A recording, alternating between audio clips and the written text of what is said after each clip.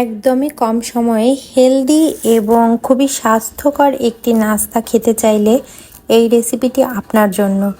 এটি বানানো যতটা সহজ, খেতে কিন্তু অনেক বেশি মজা হয় এবং আপনার হাতে যদি মাত্র 5 থেকে 7 মিনিট সময় থাকে তাহলেই আপনি বানিয়ে নিতে পারবেন এই মজাদার নাস্তাটি। আমার কাছে যখন সময় থাকে না এবং ক্ষুধা লাগে এবং বেশি কিছু রান্না করতেও ইচ্ছা করে না, তখন আমি কিন্তু ঝটপট করে এই রেসিপিটি বানিয়ে নিই। তো চলুন দেখে আসি কিভাবে এটি বানাতে হবে। এটি বানানো একদমই ইজি। আমরা সবাই কম বেশি নুডলস রান্না করতে পারি।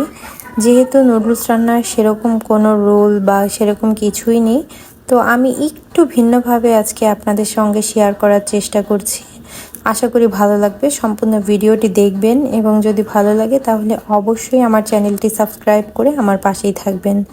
তো আমি এখানে নুডলসটি রান্না করার জন্য ফার্স্টে একটি প্যানে আমি 1 কাপ পরিমাণ পানি নিয়েছি।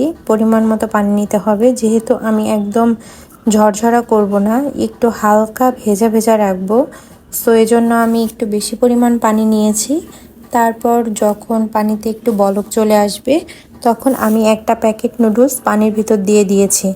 তারপরে আমি দিব এখানে নুডলসের যে মশলা থাকে সেই মশলা থেকে সামান্য একটু পরিমাণ। এখানে আমি সব মশলাটুকু দিব না। এই টিপসটা আমি অলওয়েজ নুডলস রান্নার ক্ষেত্রে আমি ইউজ করি, কারণ আমি একবারে সব মশলা দেই না। লাস্টের দিকে যদি আমি মশলা ইউজ করি তাহলে তখন নুডলস থেকে খুব সুন্দর একটি ফ্লেভার আসে এবং খেতেও বেশ ভালোই লাগে। তারপর নুডলসটি যখন 50% দেখবেন যে সিদ্ধ হয়ে যাচ্ছে, তখন আমি এর ভেতরে একটি ডিম ভেঙে দিয়ে দিলাম। ডিম দেওয়ার পরে এখানে আমি 1 মিনিটের মতো একটু ওয়েট করব, যাতে ডিমটা একটু কুক হওয়া স্টার্ট করে। দেন আমি এখানে নুডলসের যে মশলাটা ছিল সেখান থেকে আরও সামান্য পরিমাণ মশলা এখানে অ্যাড করলাম।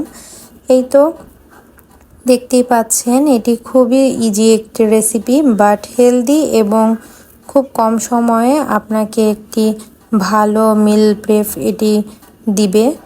তো এখন আমি কিছুক্ষণ একটু নাড়াচাড়া করব এবং যতক্ষণ না পর্যন্ত ডিমটা খুব সুন্দর মতো কুক হয়ে যাবে ততক্ষণ আমি এটিকে রান্না করে নিব। দেখতেই পাচ্ছেন ডিমগুলা কিন্তু খুব সুন্দর মতো কুক হয়ে যাচ্ছে আস্তে আস্তে। অ্যাকচুয়ালি ডিম দেওয়ার পরে বেশিক্ষণ কুক করার কোনো প্রয়োজন হয় না।